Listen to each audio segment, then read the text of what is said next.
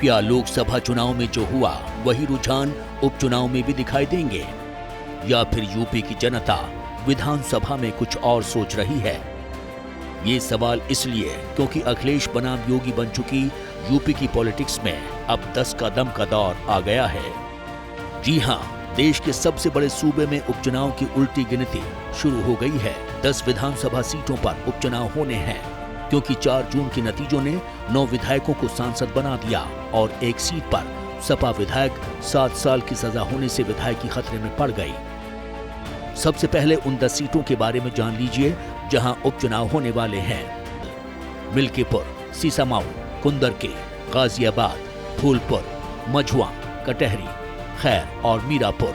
ये यूपी की वो 10 असेंबली सीटें हैं जहां एनडीए और इंडिया गठबंधन के बीच कांटे का मुकाबला देखने को मिल सकता है। किस सीट पर कौन सा विधायक जीता और सांसद बना, ये जानने से पहले जरा अनुभवी पत्रकारों से ये समझ लेते हैं कि अगर अभी उपचुनाव हुए तो किसका पलड़ा भारी माना जाएगा।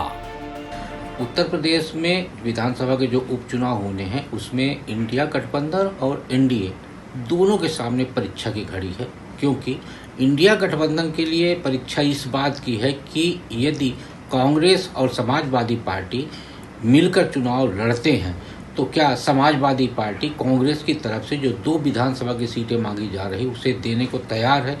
यदि वो देने को तैयार होगी तो मुझे लगता है 2027 के विधानसभा चुनाव को लेकर ये माना जाएगा कि इंडिया गठबंधन मजबूती के साथ आगे चलेगा। यदि कांग्रेस को वो इंडिया गठबंधन सीट देने से आनाकानी करती है तो कहीं ना कहीं दोनों के बीच में मतभेद पैदा होंगे। जो 2027 के विधानसभा चुनाव साथ मिलकर लड़ने का जो दावा किया जा रहा है वो कमजोर होगा। इस वक्त 4 जून को भूलकर एनडीए और इंडिया गठबंधन दोनों ही 10 सीटों पर चुनाव लड़ने की रणनीति बना रहे हैं। अखिलेश के लिए ये साबित करने का मौका है कि हवा बदल चुकी है, तो वहीं सीएम योगी के लिए चुनौती है ये साबित करने की कि यूपी को योगी मॉडल पसंद है।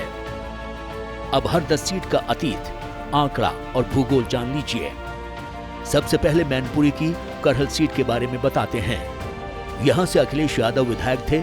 कन्नौज से सांसद बनने के बाद ये सीट खाली हो गई। गाजियाबाद विधानसभा सीट भी खाली हुई है, क्योंकि यहां से बीजेपी विधायक अतुल गर्ग अब गाजियाबाद के सांसद बन गए हैं। मीरापुर विधानसभा से आरएलडी के चंदन चौहान विधायक थे, जो इस बार बिजनौर से सांसद चुने गए हैं। फैजाबाद की मिल्कीपुर असेंबली सीट से एसपी विधायक अवधेश प्रसाद ने तो कमाल ही कर दिया, अयोध्या की सीट बीजेपी से छीन ली। फूलपुर विधानसभा सीट इसलिए खाली हुई क्योंकि यहां से बीजेपी के प्रवीण पटेल विधायक से सांसद बन गए।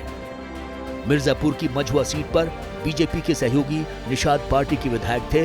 अब यही विनोद बिंद बीजेपी के टिकट पर भदोही के सांसद बन गए।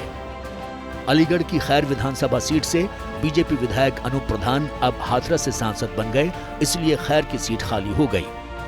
इसी तरह संभल की कुंदर की विधानसभा से विधायक जियाउर रहमान बर्क अब संभल से सांसद बन गए और अब इस सीट पर चुनाव होगा। देश में चुनाव का पैटर्न बदला है।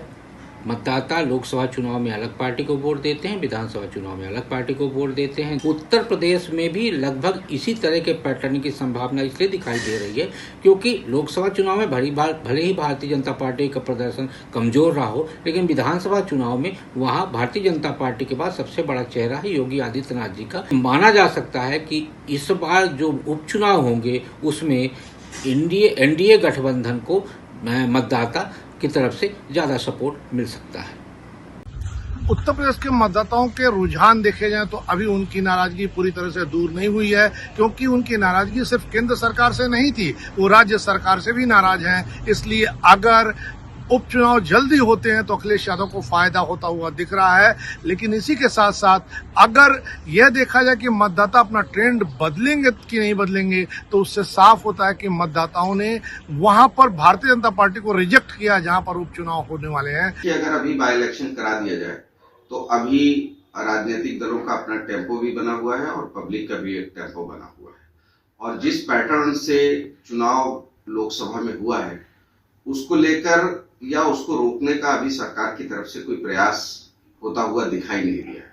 ऊपर से नीट की परीक्षा, नेट परीक्षा कैंसिल हुई है, कुछ पेपर लीक हुए हैं, इससे युवाओं में अभी गुस्सा बढ़ा हुआ है और वो गुस्से अगर का असर बाय इलेक्शन में भी दिखाई दे सकता है। कांग्रेस को भी लोकसभा चुनाव ने बूस्टर दिया है, इसलिए मुमकिन है कांग्रेस इन 10 सीटों में से किसी पर दावा ठोक दे या इंडिया गठबंधन से किसी कांग्रेस कैंडिडेट को टिकट मिले। इसी तरह बीजेपी की सहयोगी आरएलडी और निषाद पार्टी को भी इन 10 सीटों में से कम 2 टिकट पाने की उम्मीद है।